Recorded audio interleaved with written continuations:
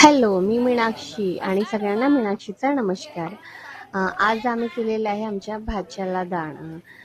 अधिक मास म्हणजे पुरुषोत्तम मास. भाच्याला किंवा भाचीला वाण देणे आणि दान करणे अत्यंत शुभ मानले जाते. धार्मिक मान्यतानुसार एका भाच्याची सेवा करणे हे 100 ब्राह्मणांना भोजन देण्याइतके पुण्यदायी आहे आणि फलदायी मानले जाते. त्यामुळे घरात सुख शांती आणि समृद्धी आणि आशीर्वाद प्राप्त होते. म्हणजे एवढं श्रेष्ठ दान आहे आपल्या भाचीला दान करणे. आम्हाला एकच लाडका आमचा भाचा आहे लाडोबा, आणि भाची आमची ला राहते विदंतला. त्याच्यामुळे ती यावेळेस आलेली नाही आहे, म्हणून आमच्या लाडोबाचे कौतुक आणि सगळे लाड पुरवल्या जात आहे. माझ्या मोठ्या ताईने त्याला म्हणजे त्याचं औक्षण केलं आणि त्याला जे काही तिच्याप्रमाणे दान दिलेलं आहे. आणि दीपदानाला खूप महत्वाचे स्थान आहे आणि दीपदान केल्या जाते भाच्याला किंवा जावयाला, असं म्हणजे अधिक मासाचं महत्व आहे.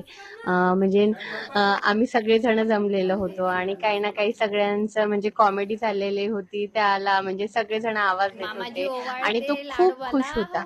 माझ्या मोठ्या भाऊजींनीही त्याला ओवाळलं, म्हणजे सगळ्यांनी जोडप्याने त्याला म्हणजे जे काही ओवाळलं, आशीर्वाद घेतले सगळ्यांचे. आणि माझी मधली ताई तिनेही त्याचे पाय धुतले आणि त्याला औक्षण केलं आणि त्याला म्हणजे जे काही तिला द्यायचं होतं ते दिलं. म्हणजे अधिक मासात कसं म्हणजे भाच्याला जावयाला खूप काही गोष्टी, आणि तशीच म्हणजे मुलगी आईची ओटी भरल्या जाते. आईला पण तो मान सन्मान तो अधिक मासातच मिळाला जातो. अशा प्रकारे आम्ही सगळेजण जमलेलो होतो आणि आमची काही ना काही मजा मस्ती चाललेली होती. सगळेजण गोळा झाले की काही ना काही असते आणि लाडोबाचं सगळेजण कौतुक करत होते आणि तो खूप छान पद्धतीने बसला. छोटा आहे तो, अगदी 6 वर्षाचा आहे माझा भाचा. अशा प्रकारे माझ्या म्हणजे मधल्या ताईंनी पण केलं, भाऊजींनी पण त्याचा आशीर्वाद घेतला. त्याच्यानंतर माझा नंबर आला, मी पण त्याचे पाय वगैरे धुतले, त्याला टिक्का लावला, औक्षण केलं आणि माझ्या आईपतीप्रमाणे मी त्याला जे काही दिलं ते दिलं. असं मी त्याला पहिल्यांदाच म्हणजे असं दिलं, म्हणजे असं लग्नानंतर. असं मला म्हणजे सगळेजण म्हणायचे की नाही तू कशाला केलं असं तसं, म्हणजे माझ्यावरती एवढं हे नाही की नाही बा.